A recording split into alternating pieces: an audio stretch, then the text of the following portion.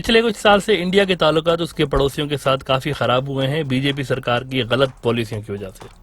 اور damage control کرنے کے لیے بی جے پی سرکار کئی طرح کے کھوکھلے وعدے بھی کر رہی ہے اپنے ان پڑوسیوں کے ساتھ، جس سے انڈیا کی جو فارن آفس ہے اس کی ڈیسپریشن کا اندازہ لگایا جا سکتا ہے۔ ان دنوں ایک اہم جو وعدہ بی جے پی سرکار کی جانب سے مختلف ملکوں کے ساتھ کیا جا رہا ہے وہ یہ ہے کہ جب ہمارے پاس کووڈ کی دوا بننے آئے گی، کووڈ کی جو دوا ہے جب یہ ہمارے پاس بننے آئے گی تو ہم آپ کو بھی دیں گے۔ اس سلسلے میں جب انڈیا کے فارن سیکریٹری ہرش وردھن صاحب بنگلہ دیش گئے تھے تو بنگلہ دیش میں انہوں نے کہا تھا کہ جب ہمارے پاس یہ ویکسین آئے گی تو ہم بنگلہ دیش کو پیریورٹی دیں گے، یعنی یہ کہ بنگلہ دیش کو ہم سب سے پہلے ویکسین دیں گے۔ اگست میں موصوف نے اس سال اس طرح کا وعدہ کر کے یہ بنگلہ دیش سے جب واپس آئے تو نومبر میں یعنی اسی مہینے یہ گئے نیپال، اور نیپال میں جا کر انہوں نے کہا ہے کہ ہمارا پیارا دوست ہے نیپال،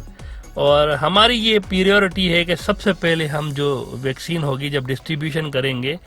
تو یہ نیپال کو دیں گے۔ اب ان کا کہنا تھا کہ friends like Nepal will be among the first countries to receive this vaccine from us۔ اب یہاں پر آپ ذرا ایک بات نوٹ کریں کہ جب یہ بنگلہ دیش چاہتے ہیں تو کہتے ہیں کہ بنگلہ دیش ہمارا پیارا دوست بنگلہ دیش، تم ہی تو ہماری پیریورٹی ہو، کووڈ ویکسین تو ہم سب سے پہلے آپ ہی کو دیں گے۔ اور پھر جب نیپال جاتے ہیں تو وہاں پر بھی یہی کہتے ہیں ان کو منانے کے لیے کہ نیپال ہمارا پیارا دوست نیپال، تم ہی تو ہماری پہلی پیریورٹی ہو، ہم جب بھی کووڈ ویکسین ڈسٹریبیوٹ کریں گے سب سے پہلے آپ ہی کو دیں گے۔ یعنی المیہ یہ ہے کہ انسانی جان بچانے والی جو دوا ہے وہ بھی سیاست کی نظر ہو رہی ہے، اس کو بھی اپنی جو پولیٹکس ہے اس کے نظر کیا جا رہا ہے، سب سے وعدے کیے جا رہے ہیں کہ آپ کو سب سے پہلے ویکسین دیں گے۔ لیکن انڈیا خود دنیا میں دوسرے نمبر پہ ہے کووڈ میں نمبرز کے اعتبار سے، اور سب سے زیادہ جو ویکسین کی ضرورت ہے وہ خود انڈیا کو ہے، بنگلہ دیش اور نیپال سے بھی زیادہ۔ اب یہاں پر آپ کے ساتھ ایک انفارمیشن شیئر کر دیتے ہیں جس سے آپ کو یہ اندازہ ہوگا کہ جو لوگ انسانیت کے ساتھ سنسیئر ہوتے ہیں، جو لیڈرشپ انسانیت کے ساتھ، ہیومینٹی کے ساتھ سنسیئر ہوتی ہے، وہ کس طرح خاموشی کے ساتھ انسانوں کی بھلائی کے کام کرتی رہتی ہے، اور جن کو سیاست کرنی ہوتی ہے وہ لیڈرشپ کس طرح دوا کا مذاق بناتے ہوئے اس کو بھی ڈپلومیسی کی نظر کر دیتی ہے۔ دیکھیں، روس ایک اہم ملک ہے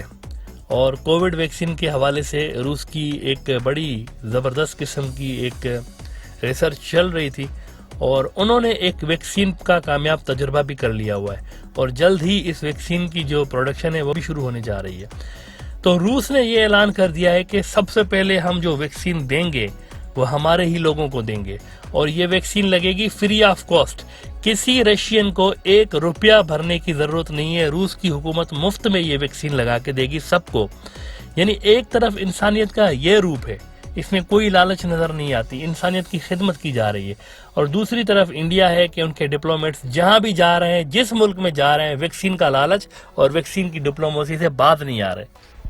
اب ذرا آپ کو حقیقت بتاتے ہیں کہ ہونے کیا جا رہا ہے اس سلسلے میں۔ اگر کسی بڑی کمپنی نے فار ایگزامپل انڈیا میں ویکسین کی پروڈکشن کا فیصلہ کیا بھی، تب بھی ہوگا کیا؟ دیکھیں، شروع کے کئی مہینے تو اس ویکسین جو انڈیا میں بنے گی اس کی ایکسپورٹ پر ہوگا بین۔ ہم ایسا کیوں کہہ رہے ہیں؟ کیونکہ جب ٹرمپ نے ایک غلط ٹویٹ کر دی تھی، آپ کو یاد ہوگا کہ ہائیڈرو کلوروکوئین جو نام کی جو ملیریا کی دوا ہے، اس میں کووڈ کے لیے شفا ہے۔ آپ کو یاد ہوگا کہ ٹرمپ نے ایسا ٹویٹ کیا تھا، اور یہ جو دوا تھی ہائیڈرو کلوروکوئین یہ انڈیا میں سب سے زیادہ بنتی ہے۔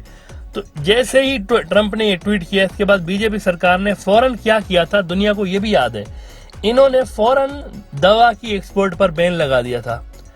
اگر انسانیت کی خدمت کا اتنا ہی خیال ہے بھائی جان، تو اس وقت بین کیوں لگا دیا تھا جب آپ کے پاس یہ دوا آ گئی تھی اور آپ کو لگا کہ واقعی گیم چینجر جو دوا ہے ہمارے پاس ہے، آپ نے لگا دیا اس پر بین۔ اس کے بعد ٹرمپ نے دھمکی دی تھی باضابطہ، جس کے بعد یہ بین بی جے پی سرکار نے ہٹا دیا تھا امریکہ کے لیے، لیکن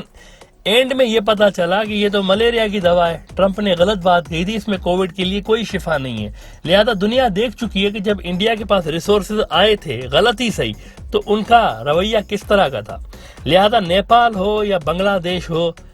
خطے کا کوئی اور ملک ان کو معلوم ہے پہلے ہی کہ یہ صرف سیاست چمکانے کی باتیں ہیں، اور حقیقت میں یہ سارے ملک چین اور دوسرے الٹرنیٹس میں زیادہ دلچسپی دکھائیں گے ویکسین کے معاملے میں۔ کووڈ کے اس سلسلے سے جڑی ہوئی ایک اور نیوز تھی جو کہ انڈیا کے ساتھ ساتھ انفارچونیٹلی بنگلہ دیش کی میڈیا نے بھی بڑی حد تک مس کر دی ہوئی ہے اور اس کو کم رپورٹ کیا ہے،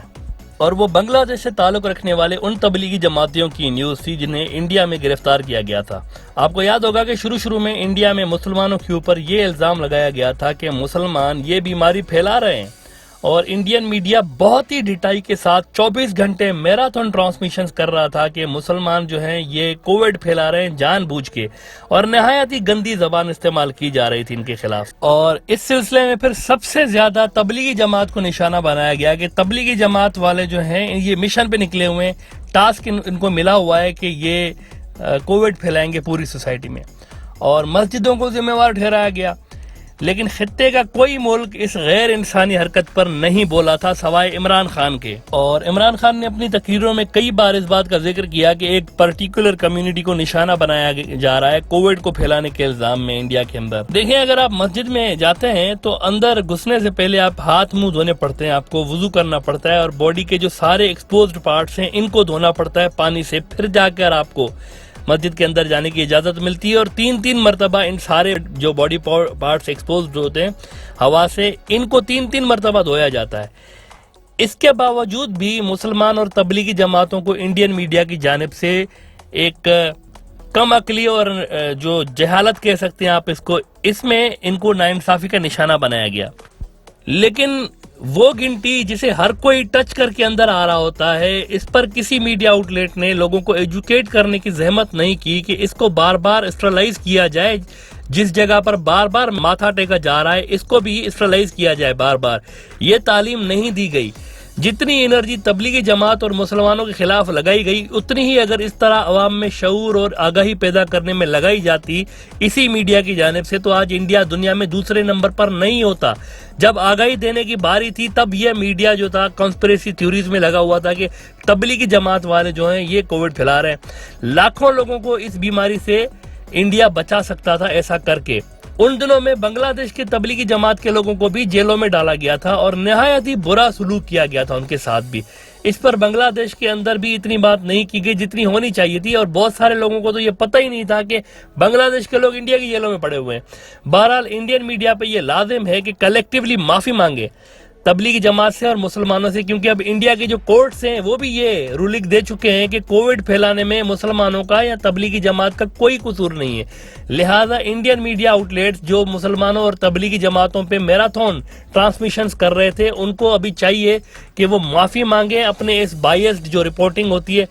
اس پہ مسلمانوں سے اور تبلیغی جماعت سے معافی مانگیں کہ انہوں نے ان کی دل آزاری کی۔ There are reports of large concentration camps being filled by Muslim Indian citizens. Muslims were falsely blamed, vilified, and victimized for spreading the coronavirus. They were denied medical attention on many occasions. Their businesses were boycotted.